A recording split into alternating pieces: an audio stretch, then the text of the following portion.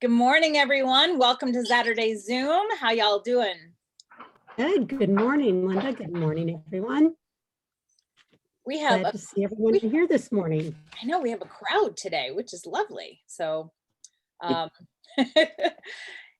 we are going to be talking about the lymphatic system today. And the reason that came up was I started this routine in the morning of doing some stretches before I even leave the bed.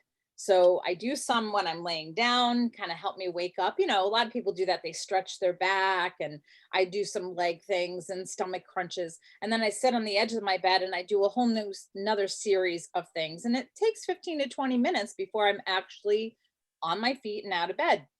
But excuse me, one of the things that I was doing was stretching my neck, and I could feel something in there, and my sinuses started to clear up a little bit. So I started to investigate that, and that led me to the lymphatic system. So we're going to talk about that today and find out what the connection is. And you know, I didn't really know too much about the lymphatic system. I knew we had one. That was about it. So I love these Saturday Zooms because it forces me to dig a little bit and learn some new things, and hopefully you guys will benefit from that. Kathy and I love chatting and getting together and talking about all the different things that we both find when we prepare for these. So before we jump in too much, we always like to say what's in our diffuser. Today I picked thyme and rosemary together, very earthy herbal scents. And these are two that can help stimulate your lymphatic system. So that's why I picked them today. Anybody else? And I have to be honest, I didn't get my diffuser started because you were reading the notes. I was reading the notes, but what I wanted to put in there today was magnify your purpose. Right. And focused on our purpose. I didn't go do that yet. Go do it. Go do it. And I'll start. So, all right. So what is this lymphatic system? In a nutshell, it's our sewer system. Kind of cool to think of it that way. So it has a network of vessels, not blood vessels, but it's very similar to the circulatory system in that it's got lots of different vessels going throughout our body. The big difference between, well, it's not the big difference, they're totally different things. But when you think of the circulatory system, it's a closed system that like things come in and things come out, and it's circular, right? But with a lymphatic system, it's one way. It's only pulling fluids in one direction. And what it does is it goes through your body and it cleans things out. So it does carry, let's see, it carries, well, let me read this so I don't get it all messed up instead of trying to do it from memory. It supplies, it's part of your immune system. So it supplies disease-fighting cells called lymphocytes that help protect against disease and infection. So we have different kinds of lymphocytes. I think I'll get into that a little bit later. It also helps maintain the fluid balance in our body by collecting and then draining tissue fluid, and then as well as toxins and cellular debris from all parts of the body. So in case you didn't know this, we have cancer cells in our body, everybody. And the lymphatic system is part of that drainage system that kind of flushes out those cancer cells. So yeah, everybody has those. Cancer cells are just abnormal cells. And so your body's really good at detoxing and flushing that stuff out. Where we get into trouble is when we give it an overload and our body can't keep up. So that's why, you know, Kathy and I preach a lot of times, detox, get rid of the crap in your life, get rid of the crap in your food or your chemicals that you're using in your house, because your body already has a hard enough job of detoxing. So the lymphatic system helps to drain that fluid and get rid of those toxins. And it also plays a role in the absorption of fats and fat soluble minerals. So 3 different main purposes for that. Pretty cool. And as I said, I really didn't know what the lymphatic system did. I knew there were things called lymph nodes. And that's just one of the body parts. So the lymph nodes are probably the most, I don't know, most familiar to most people, that we have these lymph nodes things. They're an oval bean shaped structure, and they act as filters, trapping and destroying the unwanted substances in the lymph. The lymph itself is the actual fluid that is going through these lymph vessels. There's hundreds of lymph nodes throughout your body, and there are, I think there's 8 different types, unless it went on to the next page, 8 different places where these lymph nodes tend to gather. Kathy, do you know a little, can you talk about some of those? Not all of them, obviously, but you seem to have a good knowledge of where those were. Okay, so there's some behind your neck here by your occipital lobe, you know, in your brain at the top part of your neck. You have some underneath your jaw bones here, your mandibles. There's some in your cervical area, you know, coming down the side here.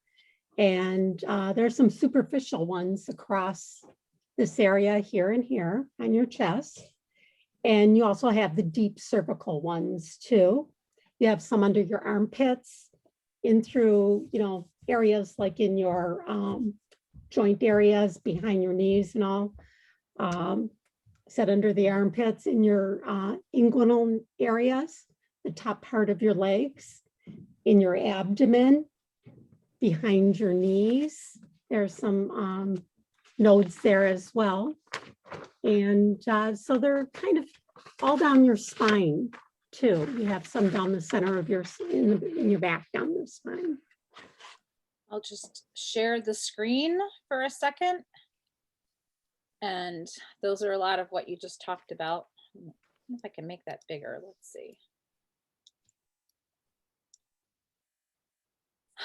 And so the auxiliary lymph nodes I'm going to talk about later, because those are the ones that connect to deodorant at times. So and then the cervical and thoracic duct, those are ones that are going to lead back and maybe affect your sinuses a little bit too. And let's see, they have a specific, let's see, there we go. So yeah, there's all of these nodes all in here. And that's why when you get sick, the doctor is feeling your neck and under your ears and under your jaw to see if any of those lymph nodes are enlarged.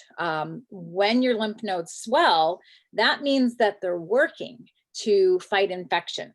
And so if you get that, then that's a sign that there's something wrong in your body and your lymph nodes are working to correct that, which is kind of like, oh, is that why? You know, I just knew that they were, they always feel your glands, but I didn't quite understand that. Why? Yeah, so they're collecting the debris, they're collecting virus, bacteria, you know, all kinds of stuff. So that's why we need to get that moving. And I think the lymphocytes also are at work. You know, they're cluttered and doing their things. Those white lymphocytes are white blood cells. And that's doing the fighting against the bacteria and things, and they're eating that stuff up. Right. So the lymph vessels are the vessels that contain or transport the lymph. And what that lymph is it's transparent, odorless, watery fluid made up of tissue fluid, and that's transported around the body.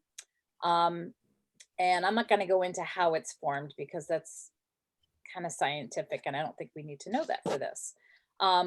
Lymph ducts are, it's part of the system that allows the lymph to go into the lymph nodes without it coming out again. So the lymph ducts are one way. And once fluid goes in there, they kind of swell a little bit and don't let the fluid or the substances go back the other way. So it's all going into one direction. Most of this fluid returns to the blood capillary walls and back into the bloodstream. Some is left behind, which is collected by the lymph vessels where it becomes lymph. Then it's taken through the circulatory pathway and finally returned to the blood circulatory system. But the whole time it's doing that, because that didn't sound good to me, that it's like, wait, it's going right back into your blood, but it's filtering it and getting rid of the junk that's in there. Other parts of your body that are included in the system are the tonsils, the adenoids, the spleen, and the thymus gland. And in the spleen is where a lot of these white blood cells dwell. They hang out there, and they also produce red blood cells there. And the thymus gland is part of the lymphatic system behind the chest, situated in the chest, behind the breastbone and between the lungs. And this produces white blood cells. Again, these are the T lymphocytes, which are part of the immune system and help fight infection. Now, when I used to teach this, in these lymphocytes are the white blood cells. I used to teach this to my 4th graders in the gifted program, and we studied body systems. And when we studied the immune system, it was a much more simplistic view.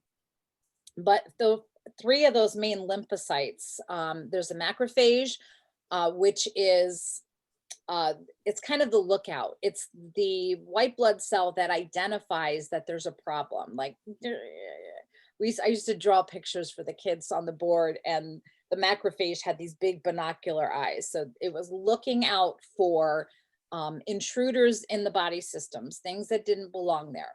And then once they saw it, they would call their friends and say, hey, we got a problem. And 2 of those friends were the T cells and the B cells. Now the T cells, like Mr. T, I pity the fool, would be the ones that would be the fighters. They would go out and attack the foreign cells or the foreign bacteria, whatever it is that's coming in there. And the B cells were like the lab geeks. They would go and create the antibodies to send to that foreign invader and weaken it so that the T cells could do a better job. So all of those are considered lymphocytes created and part of this lymphatic system. So I thought that was kind of a fun idea. Let's see, we've talked a little bit about this. This is kind of a repeat, the specific functions of the lymphatic system. It returns the excess tissue fluid to the blood. It returns plasma proteins to the blood, transports the waste material to lymph nodes for breakdown, and fat absorbed in the small intestine enters lymph capillaries and transports the milky fluid to the thoracic duct. And it helps with the fat and fat soluble vitamin absorption. Lymph nodes are filtering, and it helps to create these white blood cells. So Kathy, do you want to talk about how chiropractors and chiropractic, how do you say that? Okay, so well, you take it. Okay, take it away, chiropractic. Yes. Okay, some of you already know that I come from a family where we have 10 chiropractors in our family, or have had. So I know a little bit about chiropractic, even though I am not a chiropractor myself. Anyways, I've been fed these things for quite a while now. So one of the main principles, the main principle of chiropractic is ADIO, which is an acronym for above, down, inside out, which that refers to that we were all born with this, we have this inborn intelligence, or this innate intelligence, which is, you know, through our brain and our nervous system. So when we were an embryo, that was the first system that was developed in our body, was our brain and our nervous system. And so the brain controls everything in our body. The nervous system with the, the spinal cord goes right through your vertebrae, down your spine. So everything is going through there. All those messages, those, what do you call them, mental, or those impulses, electrical impulses from the brain are going right through your spinal cord. So, and through your vertebrae down your spine. So if any part of that is pinched, you're not going to get that full message going to your different parts of your body. So your body's not going to function as well. Or maybe those different organs aren't going to function as well because it's not getting that full impulse, that full message from your brain. So we can relate this to a good analogy is if you have a garden hose. And I don't know if you've seen those garden hoses where it has the main trunk and then the different parts going off in different areas, different branches of it. So if you lay that down in your garden, let's say, and your main or your brain would be considered your water source, and you turn that on full blast, if you don't have any pinching or blockages in there, meaning interference, your vertebrae compressing on an area, you're going to get all these great vegetables blooming and all healthy looking vegetables. But if you compress an area of that area is no longer going to get that message from your water source or get that water from your water source or your brain. So it's not going to develop as well as the others, or it may start to shrivel up and not be able to grow anymore. It'll stun its growth, in other words, or with an organ, it may decrease the function of that organ. So now we do have, like I said, we have lymph nodes going down our spine. So if we're relieving the pressure of the nerve there, that lymph node will be able to function to the best of its ability. It won't become as blocked because of that.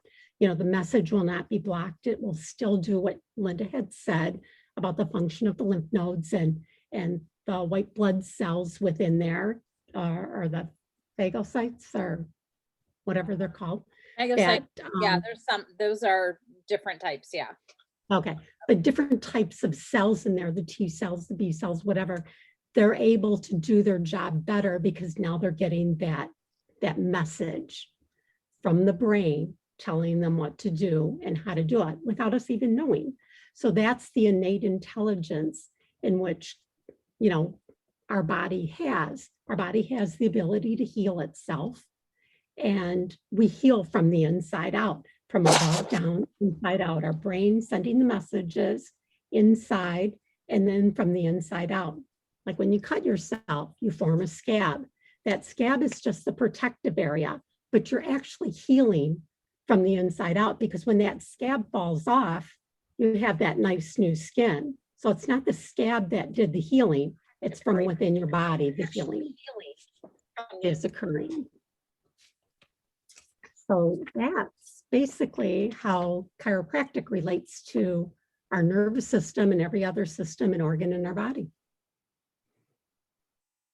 Sorry, I was pulling it up on Facebook. So in case somebody was watching there, I could hopefully see comments. I know Anita's watching. Hello, Anita. There we go. Now I can see her. Good morning. So that was just really basic, but.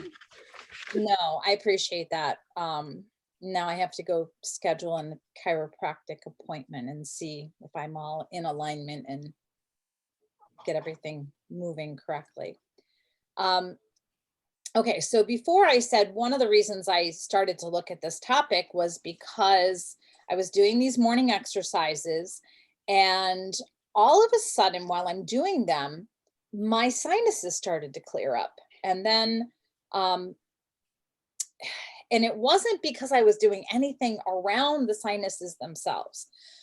So what I found out was the paranasal sinuses are thought to have sparse capillary lymphatic supply. And let's see, I'm going to read this because it's just crazy. Thus, the frequency of lymph node involvement is low, even in advanced cases, unless the tumor involves, I don't even know where I got this, never mind. There's such a thing called lymphatic drainage massage, which can also affect your sinuses, helping your sinuses to drain because you're getting rid of that fluid that's there. So I discovered this because in the morning, I was doing some neck exercises and I would pull my neck over to the side, you know, and do it to the other side. And then I added an extra motion of pulling it down a little bit and being very, very gentle because the lymph nodes are right at the surface. You don't have to do a heavy pressured massage to reach them. It's very, very light. But I wasn't trying to do a lymphatic massage. I was just stretching my neck muscles. And I noticed that if I moved my shoulder, kind of rotated my shoulder at the same time, that it would even deepen the stretch and I could feel things moving. I mean, I could seriously, I'm pushing my head back up because once I've been down like that, you don't want to just let your head do the work. You could pull a muscle. So once I've finished with this, I could feel things moving in here. And I thought, that's really weird. In addition to that, my sinuses started to clear up. Like I always generally wake up with a little bit of stuffiness, but after I was doing those exercises, I could feel the drainage. I was like, son of a gun, what's going on? That's why I got into this. So it turns out there's, it's, you know, there's something called lymphatic drainage massage, which is specifically, it's focused to drain those lymph nodes and to get that stuff moving. What I didn't know was that your lymph nodes, unlike the circulatory system where we have the heart beating as a pump to keep those fluids moving, the lymph nodes, the lymph system or lymph vessels, they have no pump. So it works because we move, our bodies move. So when you're actually moving and moving different parts of your body, that stimulates those lymph vessels to move that lymph through the vessels and into the nodes and keep filtering things out. So somebody who's very, not lethargic, but sedentary lifestyle where they don't move a whole lot, they probably don't have an efficient lymphatic system at that point. And then all kinds of things can happen. So, so anyway, that's how I discovered that, you know, so if you have sinus problems, try that. Try, you know, doing a neck stretch. And I also, you know, do all kinds of things. I do a very slight rotation. Be careful if you're doing it for the first time. You don't want to overstretch or pull anything, but I just found that really helped my sinuses. You know, Linda, too, with doing those stretches that you were doing, you're also relieving some of the pressure if, you know, there was a little more pressure on the nerve back there too. You know, so that also helps with getting the fluids moving. But doing, you know, the movement and the massage, like you said, of just moving your muscles will help to get that fluid going too.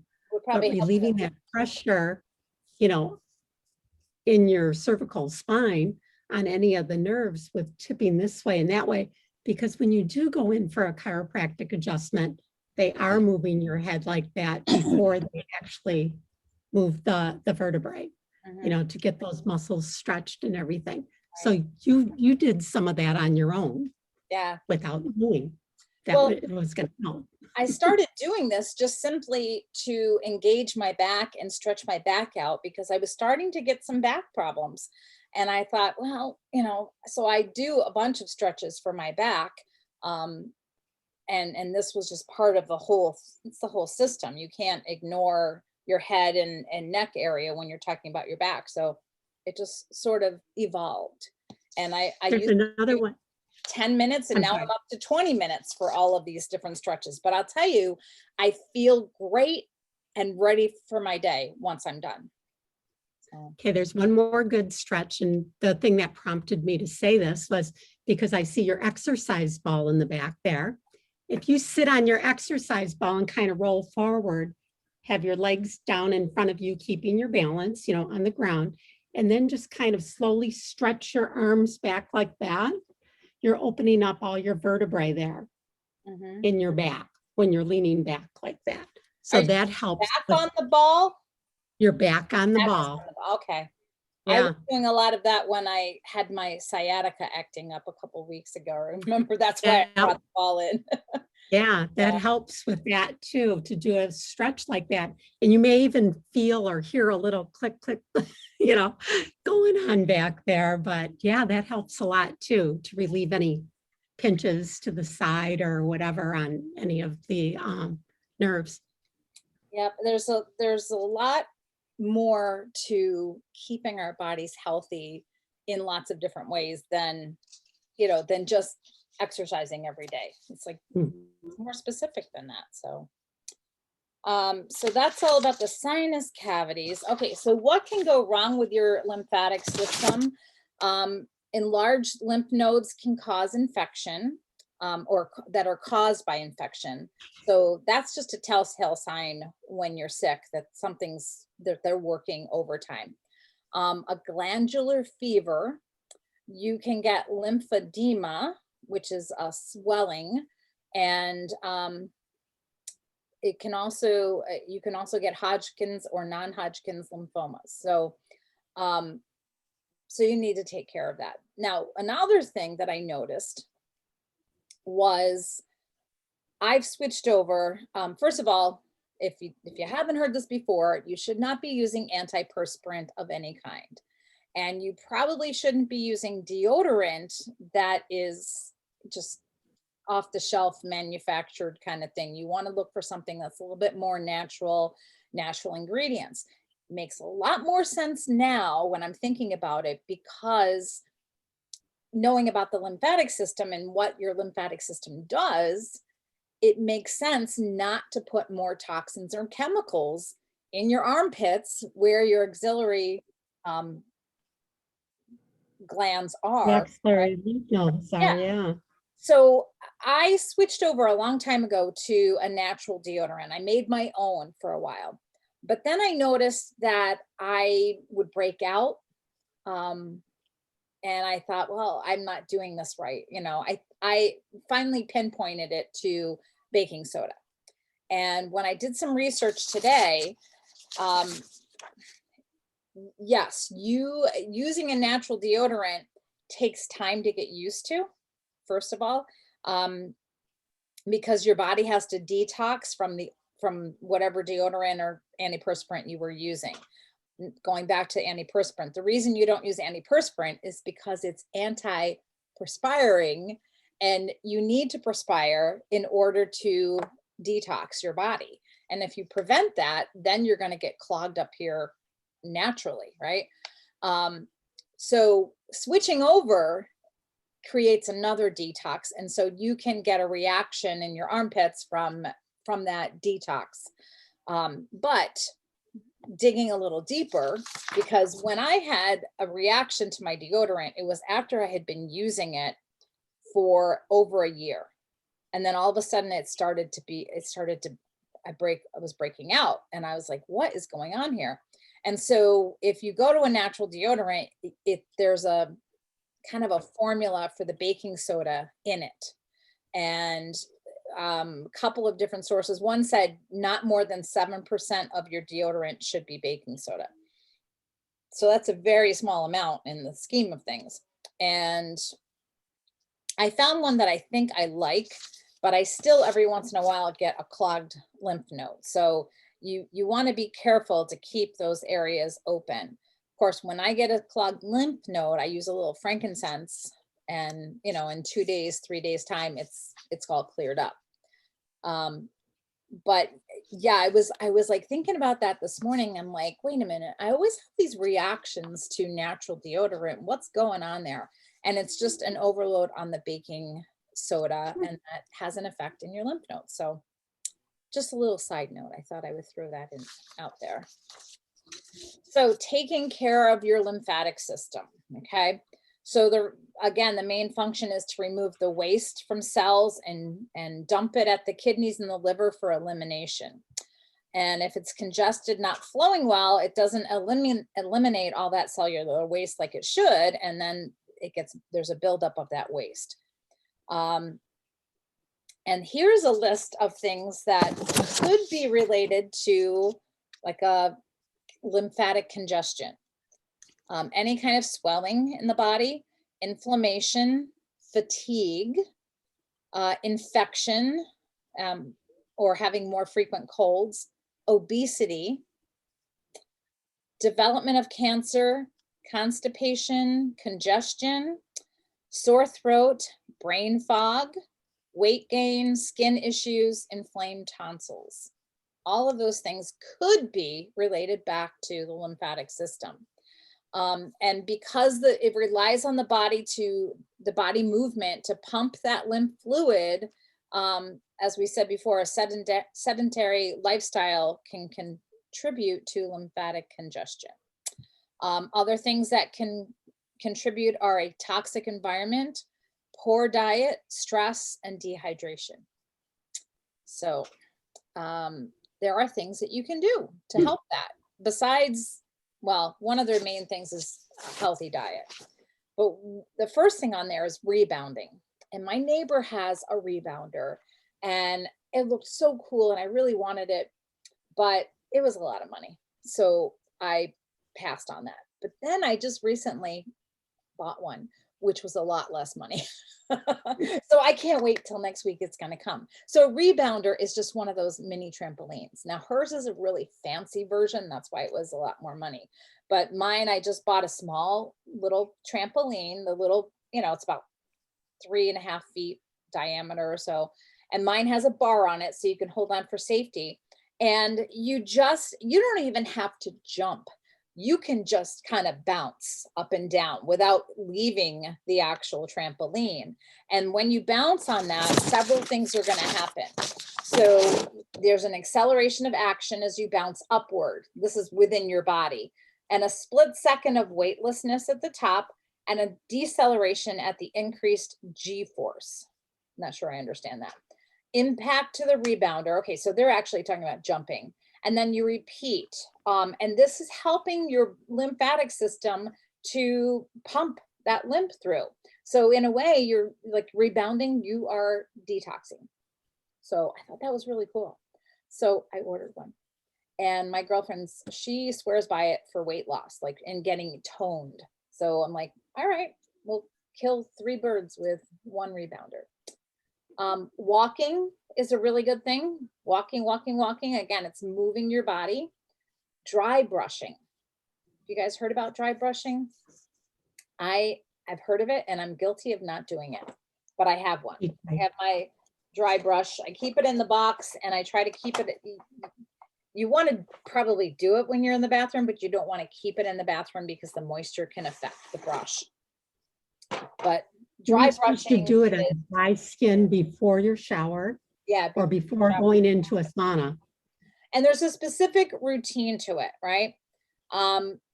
There's lots of different brushes. As you see, Kathy's looks different than mine. Mine has these little soft frizzies all over it. And it sheds. You start at your feet. You go towards the center of the body and then go to the arms, starting with the palms and brushing towards the heart. You brush then in a circular motion on the stomach and then the armpits and repeat the process on the abdomen and back. And then you switch to the face. I don't think I ever did my face when I was doing it. I'm gonna have to get back into this now. And don't brush too hard. Use a little softer brush on your face so you don't. It's pretty soft. Mine's pretty soft actually. But a soft and smooth stroke often works best. The skin should never sting or be red, slightly pink, okay, but you're not hurting yourself. So I'll post the link if you're interested in how to do it. I'm sure you can find it on a lot of different websites, like the technique for dry brushing, but that helps to stimulate your lymph system. All right. Wave vibration therapy. You stand on an oscillating plate that produces low-level vibrations, and these activate multiple systems in the body, including the circulatory, nervous system, lymphatic, and muscle systems. And that wave therapy can help get the lymphatic system moving. It says you can find them in many gyms, and you can also get one for your home. So that seems like a specialty tool for this. There's some chiropractors that also do something called electrolymphatic drainage. So it sounds like about the same thing with that vibration. I don't know if it's done standing or you're laying down or whatever, but some offices offer that as well. Yeah. I personally don't know a chiropractor that has it, but when doing some research, I found that different offices will offer that. I've never heard of that, so that's cool. Saunas. I like me a good sauna, although I think it's been decades since I've been in one. Saunas have a number of benefits, including helping improve the circulation and detoxification of your body. Heat and sweating mimic the benefits of exercise in some ways. So heat triggers the circulatory system to move faster to eliminate the heat. And then this increased circulation also helps the lymph system move and excrete the toxins. Lymphatic drainage massage. I have several links that I can send to you in the Living Well and Wise post for techniques on this. And all you have to do is go to YouTube as well for lymphatic drainage massage. And there's a whole bunch of people who would show you how to do that. Hydration, staying properly hydrated is really good and important for your lymphatic system. Hydrotherapy showers. That's something that I've dabbled in, but not extensively. And all it is once you've taken your shower, for me, this is what I do. I finish my shower, I turn the water on to the cold, and then I turn it back on to hot, and then I turn it back to cold, and then I turn it back to hot. And I always end with cold because you want your pores to close, not to be open. Because if they're open, then you're more the oil gland, your oil from your glands is gonna kind of excrete, I guess. But usually I would just do it cold, hot, then cold, hot and cold. I don't go back and forth too much. I might just do it once and end with cold. But today I actually went hot, cold, hot, cold. And the only thing I'd caution you to be careful about is too hot. Because once you get to the really cold and then you go back to hot, I don't know, the sense of feeling there might be offset, and you don't want to burn yourself. So you have to be careful with that. Diet and lifestyle. Eating the rainbow, choosing healthy protein like grass-fed, organic, or wild caught, and buying organic produce whenever possible. You should do a Google search on the Dirty Dozen and the Clean 15 when you're buying produce, things that absolutely should be organic, and then the other ones that are pretty good without being organic. So yes, so diet, deep breathing, taking time to breathe for breathing's sake. We all breathe, but to sit and actually focus on the breath and take the deep breath, you're actually making movement and helping that lymphatic system as well. You want to breathe in through the nose and then out through the mouth, and that helps with the circular motion of the breath. And let's see, it also can help improve relaxation and reduce stress. So take time every day for deep breathing. Probably like 10-15 minutes would do it, right? And then finally, essential oils can be helpful. Let's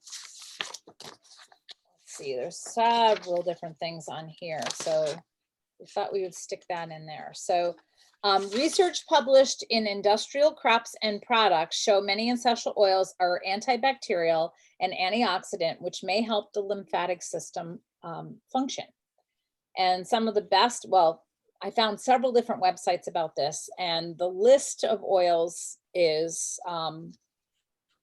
it changes. I mean, there's a bunch of them. So citrus oils like grapefruit, lemon, and orange are really good. Bay laurel, I don't think we make a, well, we have a laurel something, but oregano, clove, ginger root, peppermint, rosemary. A lot of those feel like those earthy oils. Let's see, ginger, peppermint, rosemary, I think we said those. Lavender and rosemary, thyme and tea tree. They help the lymphatic system produce the white blood cells, which fight infection. And essential oils like the German chamomile, Roman chamomile, they are aid in the detoxification process, along with rosemary and lavender. So sweet orange was another one they mentioned, and got a bunch of some different recipes for applying. So if you feel like that's something that you feel like maybe you need some help in the lymphatic system, there are lots of recipes out there for like creams and rubs that you can use all over your body to help stimulate the lymph system, the lymphatic system. So, you know what's crazy? I had like 12 pages of notes today, and we've gone through everything. Questions? We lost a couple people along the way, but I just thought, I don't know, as things opened up, you know, doing this, I was like, whoa, what's that connection? And I'm always amazed. The body is a miraculous creation, you know, all of the different ways that it plays and the complexities, and that it's generally self-healing. So if we take care of our bodies will take care of itself, you know, as far as the internal things, the fighting of infection, the repairing of cells, all of that stuff. And it's all in the chiropractic philosophy. Yeah, I love it. I love it. Oh, that was pretty good today, huh? We just kind of. This must be a short. Do it all. We're on a short. Mary, did you get all that? Yes, I did. I even took some notes. Wrote a few things down. It's good that it's recorded, because then you can just go back and go, okay, it was about halfway through, and yeah, there you go. It's right there for you. Yes, I do watch sometimes over again and see, just kind of go to where I missed something or where I wanted to hear it again or something. Yeah. Mhm. Watch last week's too. It was very good. I learned something every time. Oh, good. Good. That's good. Me too. Me too. And we're always looking for more ideas of what to talk about on Saturday Zoom. And, you know, I think we can revisit some of the things that we've already talked about and just pinpoint a specific piece of that and go into more detail. But for the next couple of weeks, next week is Convention for Young Living. And since Kathy and I are both into essential oils and Young Living essential oils, we're going to be participating in this virtual convention, and they will be releasing a bunch of new products, which I'm always excited to hear what new things they have for us to improve our lifestyles. And so next week, we'll come on and share those new products that are specifically related to health and wellness. You know, I don't think we have to cover everything, but the ones that are, you know, meaningful to this Zoom, where we're looking at healthy lifestyles and improving our bodies and minds and whatever.